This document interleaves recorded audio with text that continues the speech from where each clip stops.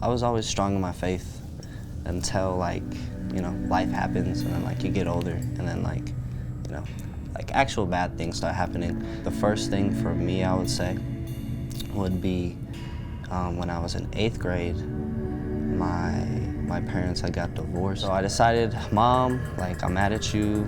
I know what you did, to my dad. She had an affair and all this other stuff. And so I went and lived with my dad because at my dad's house, it was free range. Come to find out, there's a lot of demons that my dad has, like alcohol.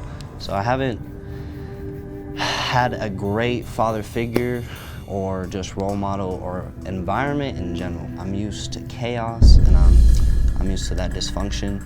I just went and did my own thing and, started smoking weed, selling weed. All I knew was, how to be bad and sin. And there's been several times where I have been so full of something of the world that I literally could not, it was hell. I didn't care if I overdosed or died, I just wanted the ride and the high and the thrill. Lust has broken me to the point where, I couldn't even deal with myself. I knew what I was doing wasn't working.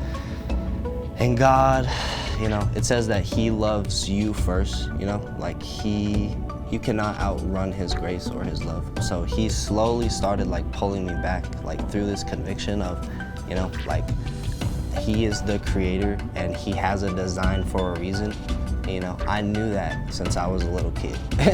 And because I was going against that, I was seeing the fruit of, what it's like to live in darkness and go your own way and do it, the world's way.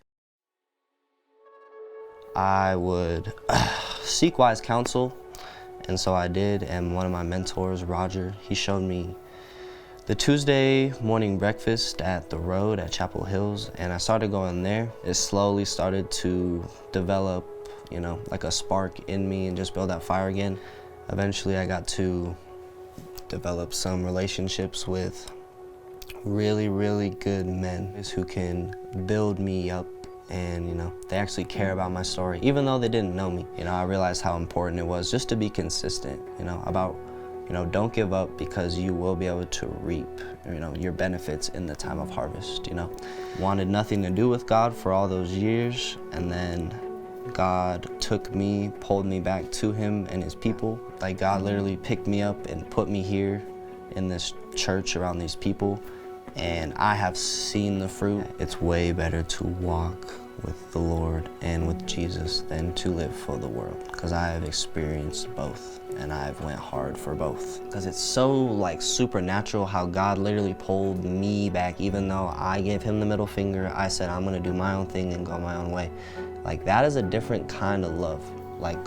For someone, to know you're doing bad and in a position that you can't handle, and to literally pick you up, whether you want to or not, and then take you over here, because He knows that's where you belong. There is a God who loves you just for who you are, and despite all the past mistakes you've made, you're still gonna make mistakes in the future.